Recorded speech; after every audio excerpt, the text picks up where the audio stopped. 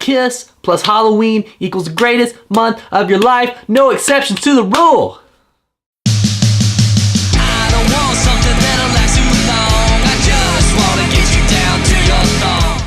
What's going on, everyone in YouTube land? Kimchi Chris here, and welcome to today's video. And for today's video, I wanted to talk about something that I've thought about for a long time. This has always kind of just made sense to me.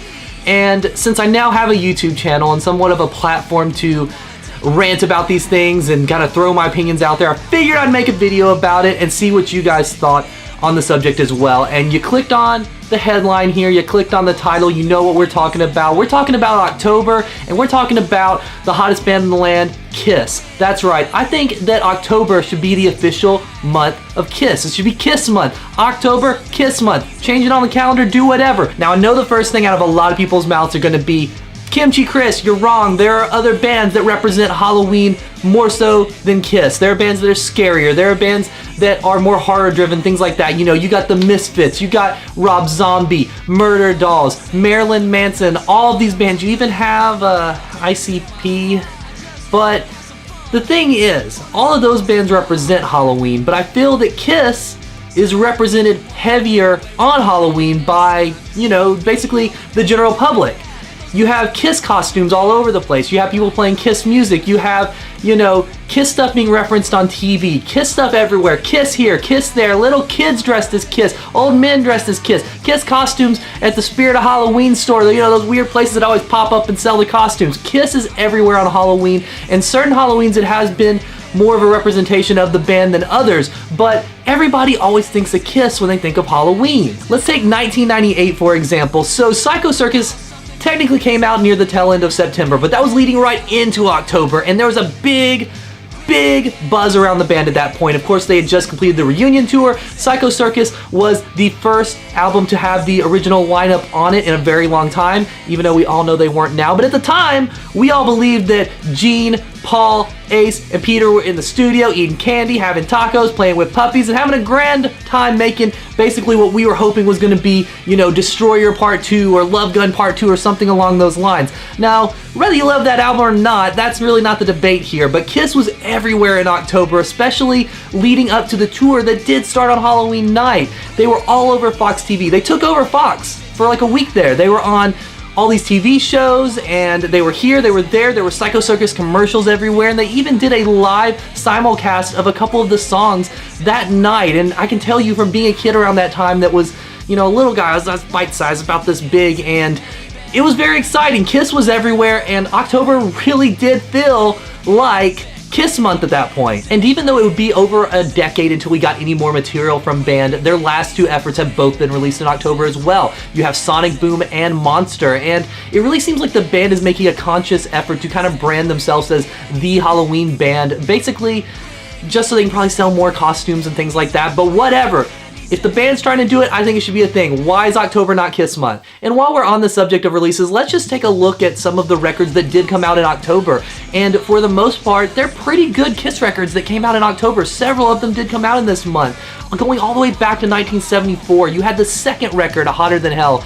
If you ask me, arguably the best studio album, right up there with another one, but that's not what this video is about. But that came out in October, their second record ever. Intentional or not, great marketing if you ask me. Great place to put it. And then another one in the 70s came out in October, and that would be in 1977. We got Alive 2, another monstrous Kiss release, a huge release. Basically the sequel to their most successful album up to date at that point. And then you fast forward to 1982 when the band was really trying to prove something again, really trying to say, you know, we're back, we're active again, and we are that rock and roll band you always wanted. Creatures of the Night came out in 1982. On October of that year, and Creatures of the Night is a very important record. It seems whether you're someone who just likes the original lineup or doesn't care, or you're this or that, almost everyone will at least admit that Creatures of the Night is a great record, and that came out in October. Fast forward, you have a record that's more up for debate if it's good or not, but Hot in the Shade did come out in October of '89 as well. Also that month you did get Ace's solo record of Trouble Walkin', which most people will say is an amazing solo Ace record. It's honestly possibly my favorite of his solo records, so that was a great year to be a Kiss fan in October. And then you fast forward to 1997, and you know, Kiss Hype was high as we were talking about earlier, and they kind of threw Carnival of Souls out there. Whether you love or hate the record, that was a good time if you ask me to put it out. I personally think it's a pretty good record. It's heavy and some people don't like it for that reason, but it was still put out then. And then we finish off the releases with the ones I already mentioned. 1998 saw Psycho Circus, 2009 saw Sonic Boom, and 2012 saw Monster. And even after all those records, there's another very important thing that came out in October one year. It's something that a lot of bands choose to forget about, or they don't want to remember it because it's so cheesy. The band wants you to forget about it, even, it seems, even though it did come out in a Kissology, or at least a version of it did. Seems like something they shunned for years, but you could not forget in 1978.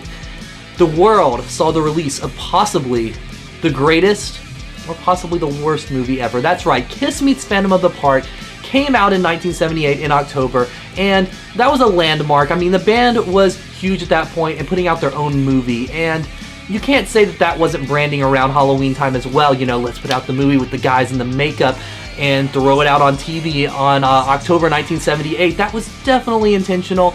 You know, I wasn't around when the movie came out, of course. I wasn't alive. I wasn't even thought about. I don't know if it was cheesy as it seems now when it came out. Maybe some of you guys can let me know in the comments below that were around, but that being said, it's a great Halloween movie, honestly. It's still a tradition for me to watch it every year around Halloween. I gotta get on that this year, but that came out, and even all the way back then, you know, branding themselves the Kiss, or not the Kiss, but the Halloween band. That's what Kiss was trying to be. So it's been a thing through the years. And the last thing I want to talk about here is something I touched on earlier, but this is something that cannot be ignored when we're talking about making October the official Kiss month.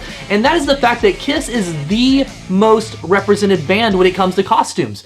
You cannot deny this. On Halloween, at conventions, cosplay, you know, Mardi Gras, 4th of July, whatever it is, if there's costumes, there's gonna be somebody in a Kiss costume, because partially it's easy to do. It's easy to make kind of a crappy Kiss costume. Just throw some makeup on and wear a Kiss shirt and there you are. People, you know, they recognize what you are, but a lot of people go to the nines and do these just lavish, amazing outfits, you know, with all of the armor and all of the costumes, all the studs, all the makeup, everything. Everybody does it. You know, little kids do it, grandparents do it, people in Vegas do it, everybody does it. So Kiss is very represented when it comes to costumes, and they're immediately recognizable, you know, world around. Doesn't matter what country or anything. Somebody sees a guy in jean makeup, sticking out the tongue, they know who he is, and they know what he represents. And October is obviously the most, you know, thought of month when it comes to costumes and stuff because of Halloween, so yet another reason that October should be the brand new branded Kiss month. And honestly, I could probably rant about this, come up with more reasons it should happen, and this and that and all these things,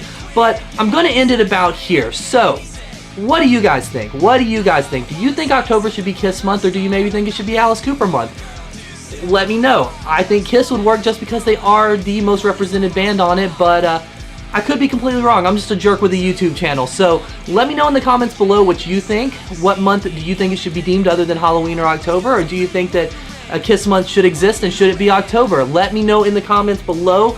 Give this video a thumbs up if you've stuck it out this long, and hit that subscribe button. Hit it, hit it, hit it, hit it, hit it like you're knocking somebody out in the, you know, wrestling ring, the boxing ring, a street fight, whatever. Hit that subscribe button and hit the little alarm ding ding so you get the updates. Thank you guys so much for watching. Once again, my name is Kimchi Chris, and I will see you guys on the next video.